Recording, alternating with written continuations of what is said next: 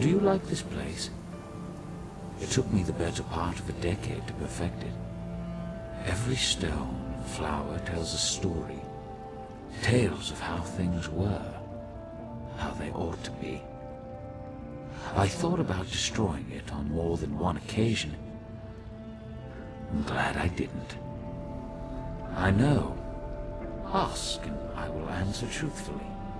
Just know that the truth often fails to satisfy. You expect something grand, but I promised you the truth. I am only what time and circumstance made me. Son of a lost house, friend to a fallen king. Some will tell you that we are the product of our choices. I've never found that to be the case. I am whatever the people need me to be. A guardian, an oppressor. For some, too distant. For others, too meddlesome. I am the canvas upon which they paint their dreams and resentments. A vessel for their hopes and doubts. A mirror, nothing more. I don't. But my companions, Vivek and Almalexia, see their divinity as essential. Godhood brings them joy and purpose. They find meaning in the theatrical. Who am I to deprive them of that? Almalexia defies simple analysis. I doubt she could even describe herself accurately. To understand Almalexia, you must first understand the value of fiction.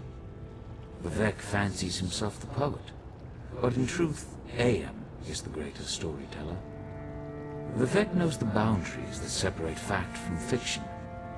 He knows them so well that he's learned how to break them. He exists inside his verse, but recognizes the lies, the contradictions.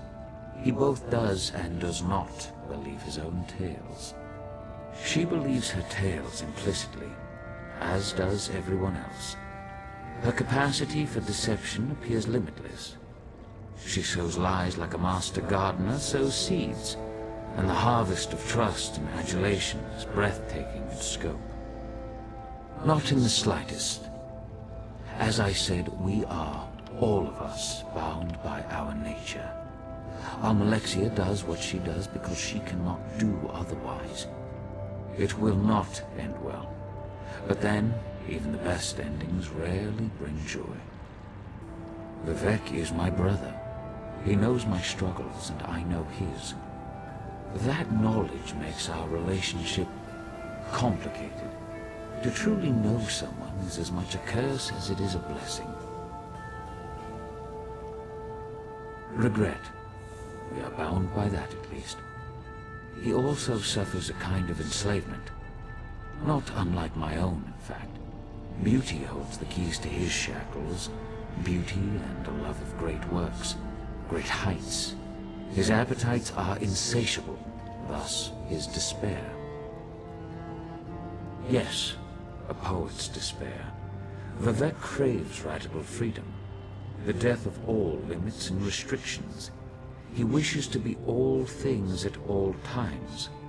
Every race, every gender, every hero, both divine and finite. But in the end, he can only be Vivek. Not even remotely.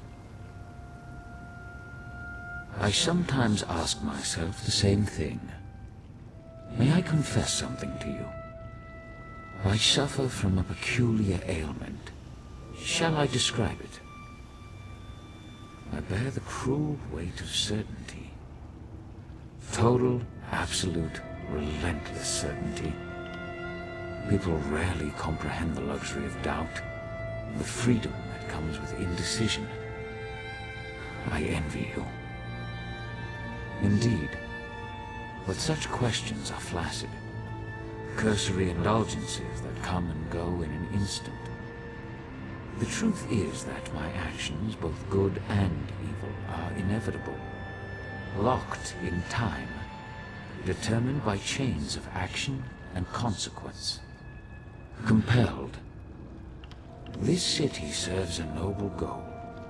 the redemption of Tamriel, the unification of competing forces, the destruction of the Daedra. Unfortunately, it is an endeavor built upon a lattice of corpses. Betrayal, untold horrors. Do you understand? Then I pity you.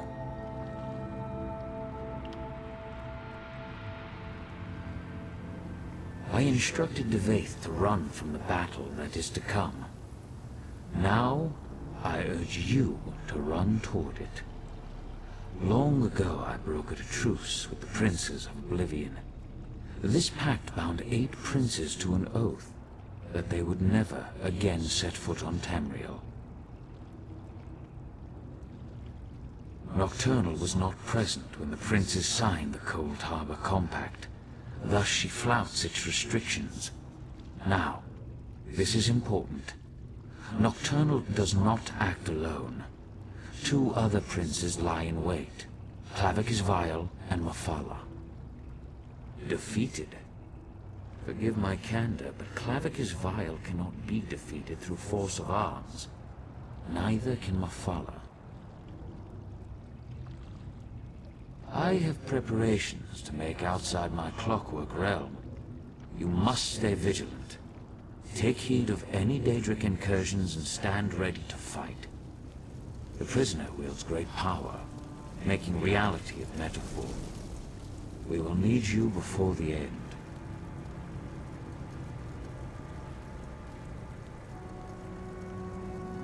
A fool's hope, perhaps. I should explain. Look around you. All of this exists because it must exist. I stand here, in this place, in this moment, not because I wish to, but because I have to. A result of action and consequence. Clever, but incorrect. The prisoner must apprehend 2 critical insights. First, they must face the reality of their imprisonment. They must see the determinative walls, the chains of causality that bind them to their course. I have, but I fall short of the second insight. The prisoner must see the door to their cell. They must gaze through the bars and perceive that which exists beyond causality, beyond time. Only then can they escape. I see only unsteady walls. If the people of Tamriel must exist inside this cell, I will make sure that the walls are stable, the gaps are sealed, and all who remain stay safe within it. I sometimes ask myself the same thing. May I confess something to you? I suffer from a peculiar ailment. Shall I describe it? I bear the cruel weight of certainty. Total, absolute, relentless certainty. People rarely comprehend the luxury of doubt, the freedom that comes with indecision. I envy you. Indeed, but such questions are flaccid, cursory indulgences that come and go in compelled. Then I pity you.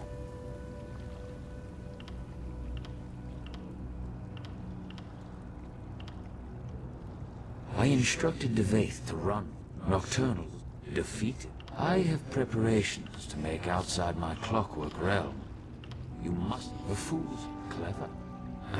I see you. I've met few heroes like you. Very few. I take this matter of the Triad upon myself, but in truth, you may be the one that saves us. The prisoner who frees the world. We shall see. Farewell.